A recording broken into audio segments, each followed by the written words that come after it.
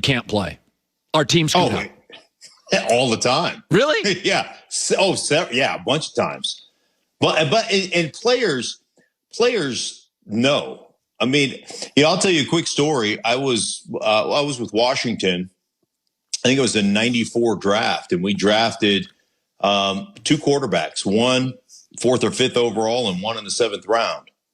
And the very first day of minicamp, we went through all the number ones, went through their reps, and then we repeated the script.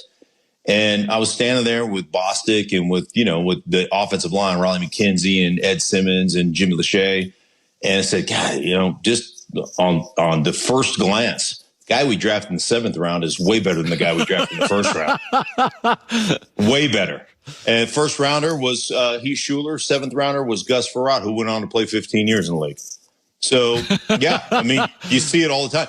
The problem being, and not to disparage Heath or anything like that, but it's one of those situations where in the draft, oftentimes teams draft athleticism because it's the easiest thing in the world to see, right? Right. It's easy to see athleticism. It's easy to see athletic talent. It's easy to see guys who run fast and jump high and can do burpees. I always say this, football is really hard for athletes. It's easy for football players. And you got to get a great football player that happens to be an exceptional athlete. That's, that to me is the real trick. And I'm with you. You draft need, but you got to draft. You got to have good players up and down your roster. And that's really what it amounts to. People look at Tampa Bay and say, well, Tampa Bay, it was just the quarterback. Are you kidding me? I mean, Jameis Winston threw 30 picks and had 9 fumbles. Like 39, you can't overcome 39 turnovers. That roster is loaded, especially on the defensive side. That's really, they just put a stabilizing force at the quarterback position in there, and they went on to win a world championship. But that roster, what Jason Light has done in Tampa Bay, that roster is freaking awesome. It's just awesome. Yeah, they can really draft. So Russell Wilson's story in The Athletic today, he watched the Super Bowl with Brady. He sat in a box with his wife next to Roger Goodell and seethed. And when he went back to Seattle, he went to Pete Carroll and said, can you guys give me a heads up on the offensive line? What are we doing? Where are we going? He's been sacked 400 times in 9 years, and Seattle largely dismissed him. During the season, a game against Arizona on Thursday, he went in with some ideas. The coaches largely dismissed him. How much say should a quarterback have? How much did Elway have? How much say should a quarterback have, Mark? Well, I think you definitely, Russell Wilson's one of the hardest working guys in football. I think one thing that you have to be really aware of is, yeah, he's been hit a lot. Yeah, he brings a lot of those on himself. Yeah, he makes a lot of plays when he pulls the ball down and starts scrambling around and plays a little schoolyard, but he also puts himself in harm's way. So I would ask, of those sacks, how many are you directly responsible for? Because you didn't take the first option. You decided to hold on to the ball and you decided to make a play. That's a double-edged sword for Russell Wilson because he does that quite often. So I understand the frustration. Part of being able to protect your quarterback is not better offensive linemen. It's a better scheme and it's play calling. And how does that affect you? Like, how do you run the ball? How do you mitigate? One of the things that was really impressed upon me, and this was from Sean Payton, how do you mitigate if you're going to drop back 35 times, which is an average Sunday for any quarterback? You're under mental duress 35 times. How, as a coaching staff, do I mitigate those 35 dropbacks and give you 10 or 12 easy answers right off the bat?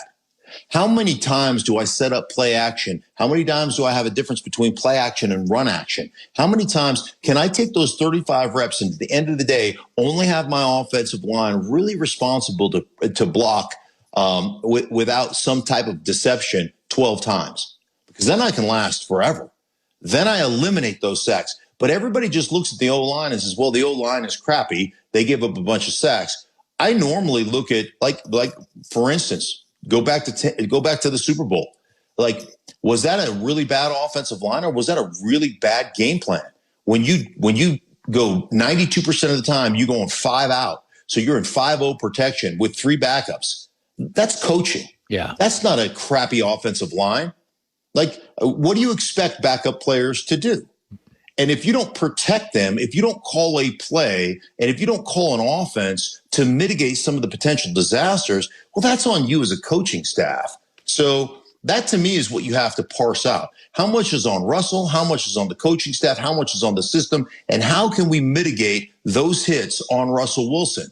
And that's what they have to do to I guess, to solve the issue and to, for those guys to come together. That's what needs to be talked about. So finally, J.J. Watt. So J.J. is one of the only defensive players in the NFL that I think has a brand. And he's obviously leaking stuff, and, he's stoking this thing, and God love him for it. We're here to be used. Slide into my DMs, and I'll support you as well. It is interesting, though, when you got the money and you got the Hall of Fame stuff, I think I'd want to win games. Like, I think Green Bay works for him, or Kansas City. Mark, you tell me. And you were an offensive lineman and a lower pick, so you didn't get a lot of money. But in the end, how much of a driving force is money early and late in your career? What do you think goes through J.J. Watt's mind now? Because the stories I'm seeing are 15, 16 million. And Cleveland's the one team that has cap space, and I don't think it's the best place to go. But if it's money, they maybe can afford him. Yeah, I think it comes down to, I think it really comes down to early in your career. You're trying to win. Obviously, everybody's competing. This game is too hard to lose. It just stinks when you lose. But when you've done all the things that J.J. Watt has done, he built his career and his brand followed. I think that's a very important distinction. He became the best player in football on the defensive side of the ball. And then the brand came with him. Then he started the philanthropic stuff that he does. And the guy's a phenomenal human being and a phenomenal athlete. There's no question about that. Now it comes down to, man, I want a ring, right? I've got the money. I've got the celebrity. I've got the Hall of Fame status. I want a championship. And then you've got to decide who gives you ultimately the best chance to win a championship. And then you follow the quarterback, right? You follow Tom Brady. You follow Aaron Rodgers. You follow Patrick Mahomes. You go somewhere, even if it's at a hometown discount or a away discount. But whatever the best fit is for you to win a world championship, that's where you go, even if it costs yourself a couple $100,000. Yeah. Mark Schlereth, he redid the room in his house. It looks great. I tend to just sell my house and buy a new one. Schlereth, I bet you've been in that house for 25 years. Am I right?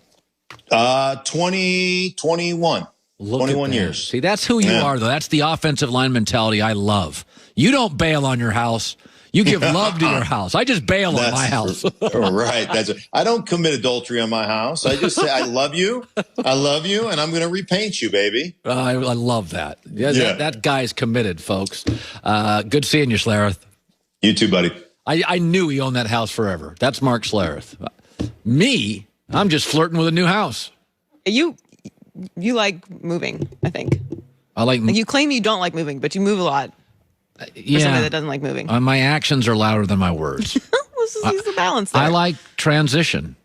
I like challenges. You're very comfortable with change. That's it. I'm very comfortable with the pivot. See the positive switch on that? Thank you. Instead of weirdo, I come across as Elon Musk in one sentence. All right, what do we got today? Sarah Kustok, she's great. She'll be joining us this hour. I will draft the first round last hour. So you're going to see how I operate. My savviness, my craziness. I'm going to make first round, first 16 picks. We're going to do half of the first round. We were going to do the first round, but I'm so weird I couldn't stop talking. I'd go for like 2.5 hours. So we're going to do 16 picks with Daniel Jeremiah, who's terrific. Whether you went through it or watched it unfold on the news from afar, you know that it's been incredibly challenging for people in the state of Texas. They just...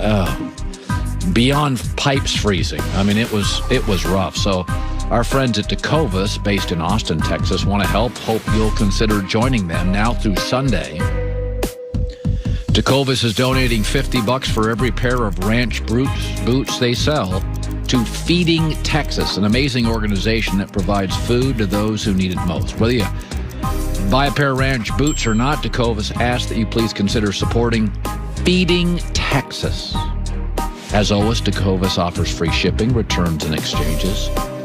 We encourage you to give them a shot this week, and if you do it between now and Sunday, Tecovas donates $50 to Feeding Texas. It's to help provide food and relief to those who need it, and they certainly do in Texas. The images from afar were frightening, especially for kids going through that and animals. If you don't still